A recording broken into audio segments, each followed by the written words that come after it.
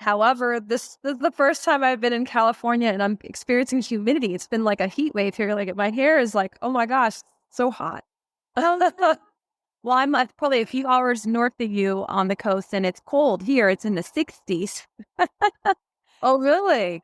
Jen, I know where we live has been over 100. So I've been escaping the heat as well.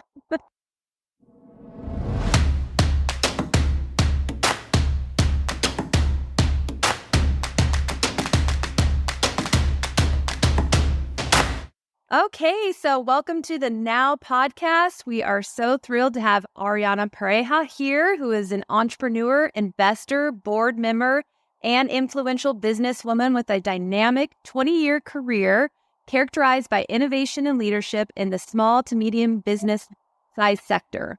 She's been recognized by Success Magazine as a woman of influence and named one of Brickell's top 40 under 40 professionals. Her business acumen has been showcased on CWTV and various media outlets. Her business journey is marked by the inception, growth, and exit of 3 SMB ventures, most notably the most recent exit at the real estate tech company Remine, co-founded with her husband, Leo Pareja, who achieved a $150 million valuation after securing $48 million in funding. Today, Remine's an innovative platform empowers over 1 million realtors with its cutting-edge technology. Ariana is also the president of the Powerhouse Family Foundation, and under her leadership, the foundation is at the forefront of addressing economic disparities by offering programs that substantially elevate women's earning potential and collaborating with the Miami is at Dade College. The foundation provides a financial literacy program aiming to give women the tools they need to thrive financially.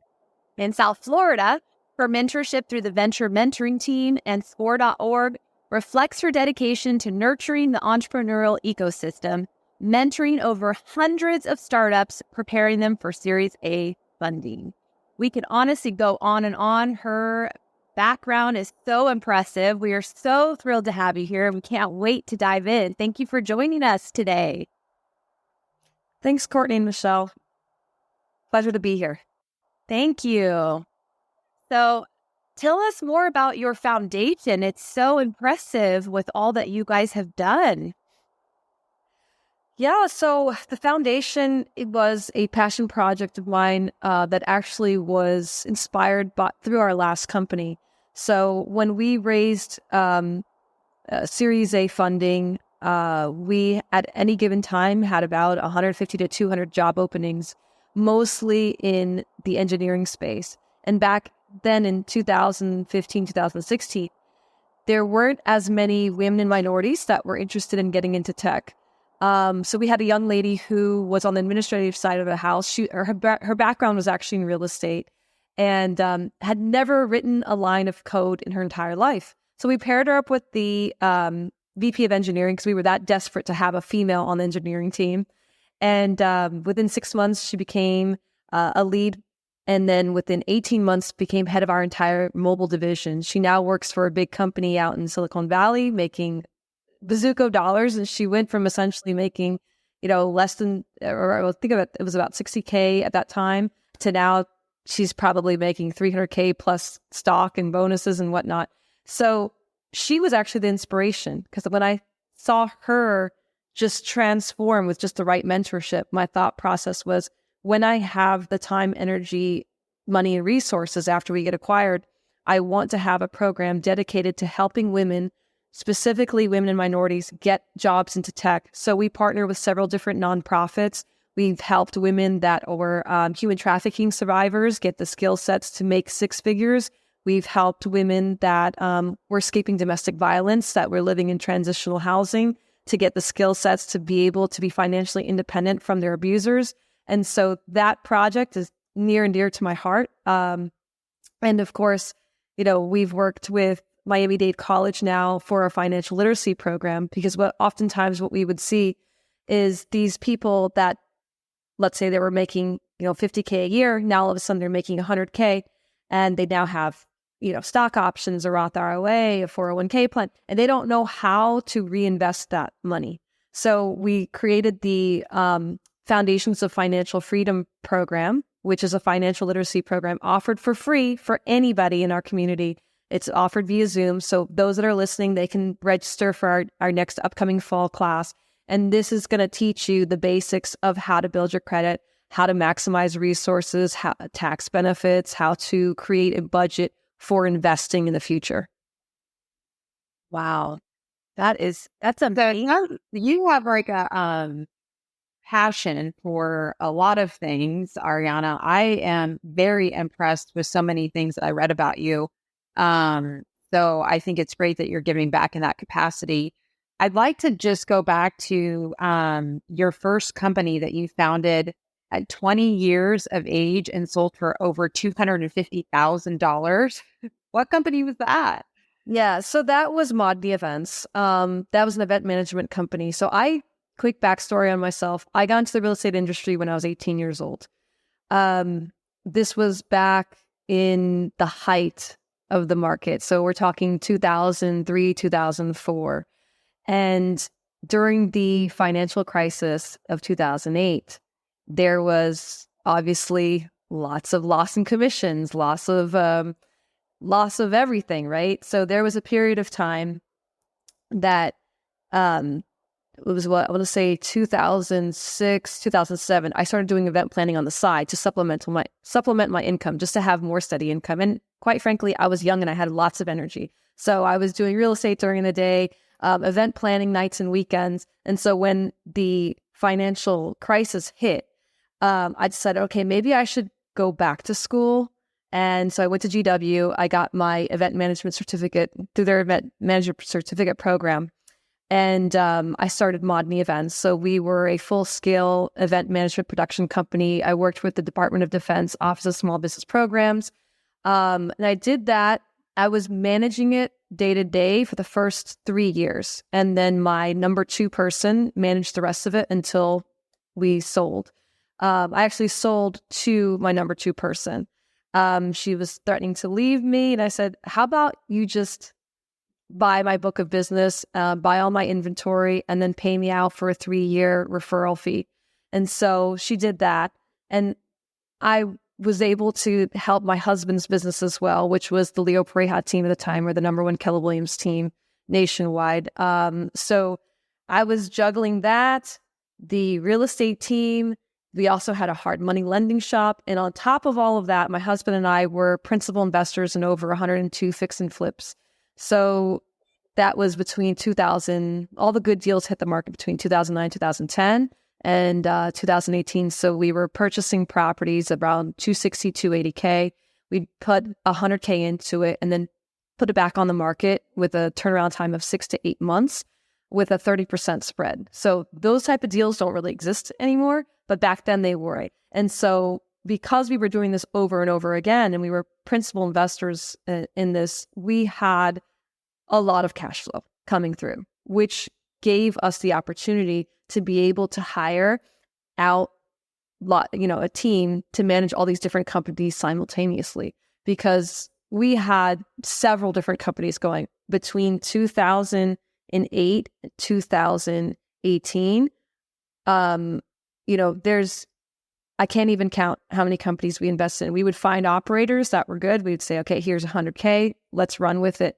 Some of those businesses did great, like Washington Capital Partners, Modney Events, Leo Pareja team, Remine. Some of them failed miserably, and you'll never see them on mine or my husband's LinkedIn page. We had an assisted living facility that failed miserably. But, we did that for a couple of years, and the property management companies. We had so many companies that I can't even recall all of them, to be honest. But some of them failed. Some of them did great. The lesson learned was just get up and try again. And no matter how much money we lost or time or energy, we just did it again, over and over again until something stuck. Consistency. Just keep trying. Yeah. Out of curiosity, when you were doing all your flips, what market were you in, or were those in all different areas? No, so it was primarily the DC metro area, and our concentrated focus was Capitol Heights, which was so it was right on the outskirts of DC in PG County, and it was the area that nobody wanted to be in. It was the scary part of town. But we saw the potential in that. And that's where we focus majority of our fix and flips. Now, do you guys, you've obviously relocated to Miami. Are you doing any investing or any of that now in Miami area, or have you kind of slowed down on it? Yeah. So there's several reasons why we haven't invested in Miami yet. We haven't come across the right deal. Two, stick build is what we're used to. Okay, because we're from the DC metro area.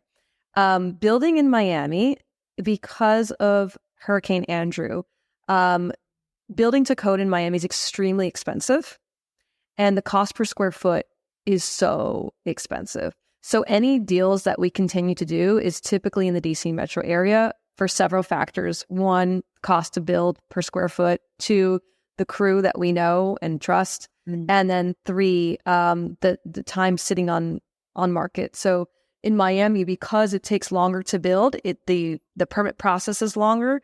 So you would let's say a house that you would flip in the DC metro area, it could take, I don't know, 6 to 8 months to flip. That same property, the same deal scope in Miami-Dade County could take a year to 2 years. So it's just not a good use of capital. So we just haven't found the right deal in Miami yet. But when their time and place comes, sure, we just haven't found it yet. Well, we get it. So over 100 residential rehabs, and you were the co-founder of the largest producing KW team and sold that for over $650,000. And then, if that wasn't enough, you went on to be the co-founder of the Remine software platform for real estate agents. So tell us about that. Yeah, so Remine was built out of frustration. So my husband and I and our co-founding team were not technologists by trade. We were all practitioners. We all had a real estate background.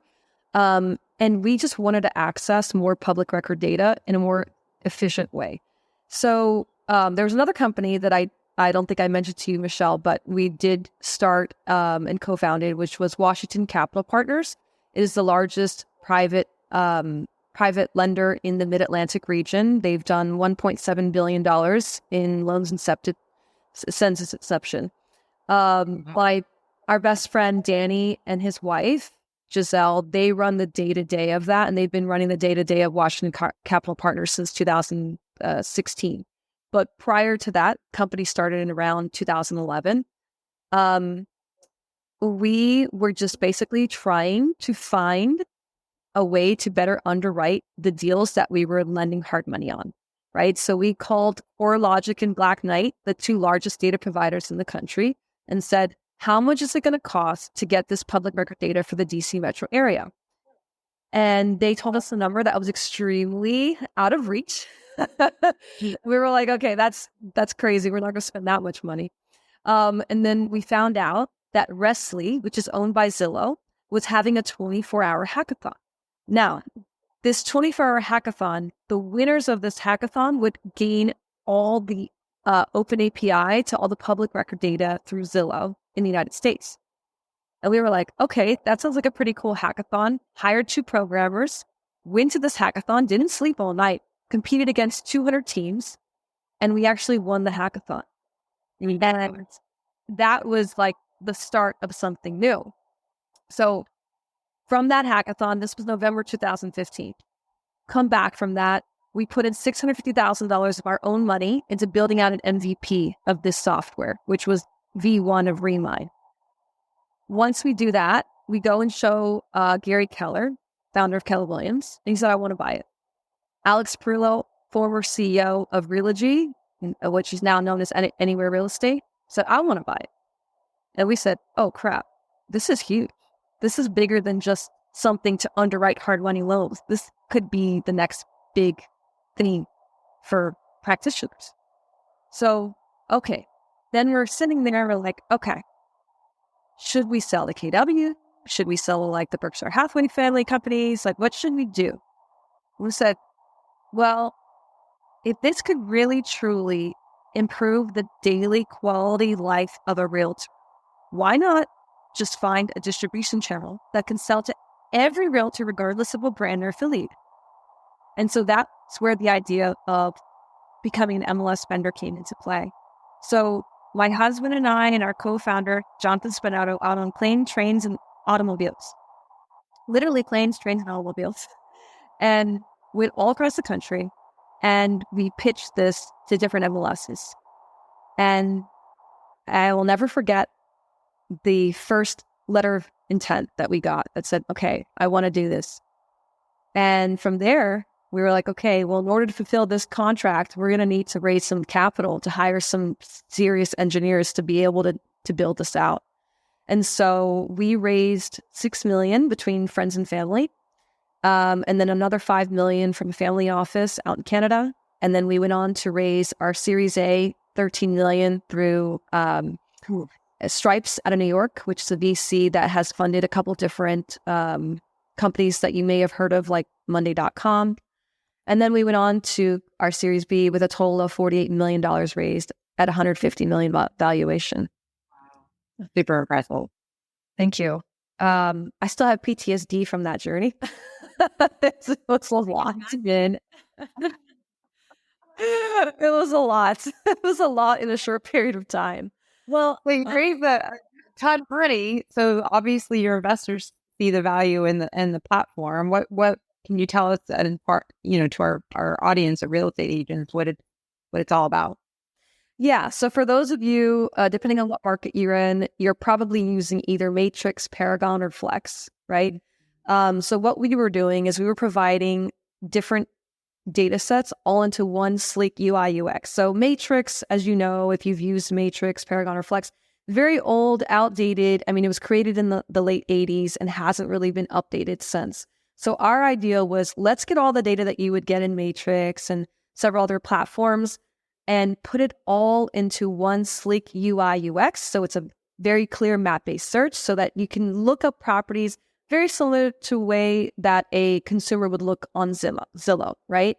Map-based search, you can go back 20 years on title. You could see what their current mortgage rate is. You can see all this information, very easy to see.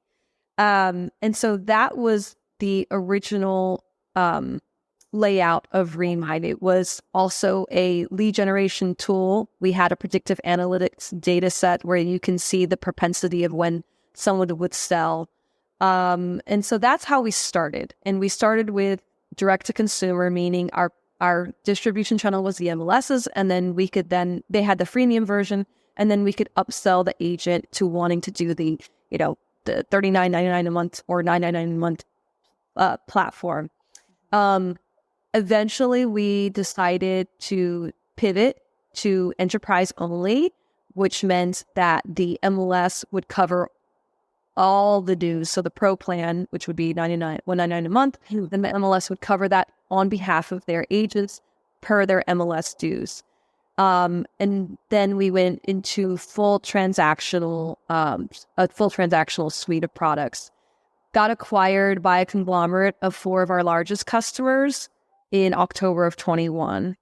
Oh, wow. And so depending on what market you're in, some of them, I mean, this was 2021. I know you guys are in CRMLS, right? Yeah, correct. In Fresno. Yeah. So CRMLS was a big customer of ours. I think once we got acquired, they didn't renew the contract with Remine, but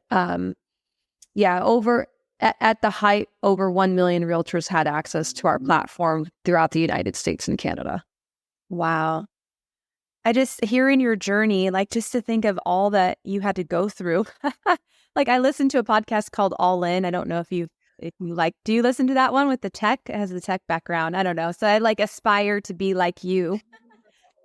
Oh, really? It talks a lot about startups and getting your seed money, and it's all in the tech industry. And I just think what a jump to go from running a real estate team and being a realtor in the real estate world to that, to raising that kind of money and building a tech company. I mean, that is amazing what you guys have done. Thank you. Yeah. I mean, look, the fact of the matter is it was a really cool experience. It was amazing. I learned a lot. I feel like I got an MBA in capital raising. But for those of you that are listening out there, if you're doing what you're doing and you're loving it and you're doing a great job and you're servicing your homeowners and buyers and sellers, don't lose sight of that. Don't be, don't get caught up with the glitz and glamour of what's the grass is greener on the other side. Because the fact of the matter is, there are times that we were going through that journey and my husband and I would look at each other and say, do you remember when we used to just service sellers and buyers? And it was just, we had our team of 10, 12 people and it was like a family. And we honestly missed it. Like it was very, very like, because it's different, right? When you raise capital, you're no longer a small business owner, right? You're essentially an employee for your investors. There's no longer a dictatorship. It's a democracy. And I don't know about you guys and all the listeners there, but bootstrapping a business and being the dictator of your own company, that's how I prefer to do business. So, I'm not to say that I regret the journey because I learned a lot, but there was definitely parts of the journey that I missed just running a team, right? And the fulfillment of that family environment, because you're not going to get that with 200 employees. You're just not. It's very hard to pull that off. It's not the same. It's not the same. Yeah, That's definitely a good reminder. But you obviously caught the attention of somebody specific to a television show. So I did participate in a reality TV show called Billion Dollar Showdown. And so the premise of this show is basically a remake of The Apprentice. And there is a product that will be announced on the show that is a direct-to-consumer product. I can't talk about the specifics, but yes, it was a very interesting experience. And I would definitely do it again, given the opportunity. oh my goodness, I can't wait. I didn't realize that was like right now. I saw that all a lot on your social and I was thinking that was like, I didn't realize it. So good to know. I'll have to tune in, check it out for sure. See how it ends. Yeah, the season finale will be around September 3rd. So keep your eyes and ears open. And the show is on live broadcast, CBS, channel CBS or NBC, depending on what market you're on. Wow. Wow, we got a TV star. Entrepreneur, philanthropist, mother, wife. Amazing. Yeah, I don't know. How do you stay grounded, Ariana, with all that you have going on? Oh man, I don't understand the question. Are you mean like how do I like keep sane? Lots of meditation, lots of intention setting, lots of I mean I do and I want to talk about this openly because I feel like enough people don't talk about it. Mental health, mental health, and mental wellness it's a real thing, and you need to take care of it just like you take care of anything else in your business.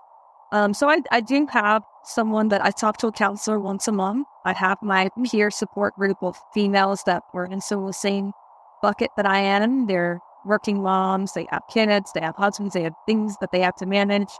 So they're my support group. I think it's really important as women that we have that tribe that you can count on, because behind every successful woman is a tribe of women that are rooting her on. And it's really important. I like that you bring that up. I don't think that that's touched upon enough. We see things on social media and all the successes, and so it's a good reminder of just taking care of your mental health and reaching out to professionals if you need to. I think that's definitely a good thing to touch on. Well, Ariana, we really appreciate you taking the time to come on here with us. Where can people find you if they want to learn more about your foundation and the show, all the amazing things that you are doing? What's the best way people can find you?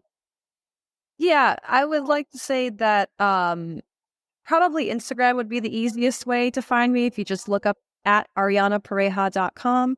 That'd be the best way to get in touch with me. If you have any questions, feel free to send me a DM. I always respond to everyone, and I'm all about collaborating and discussing topics with cool females like yourselves.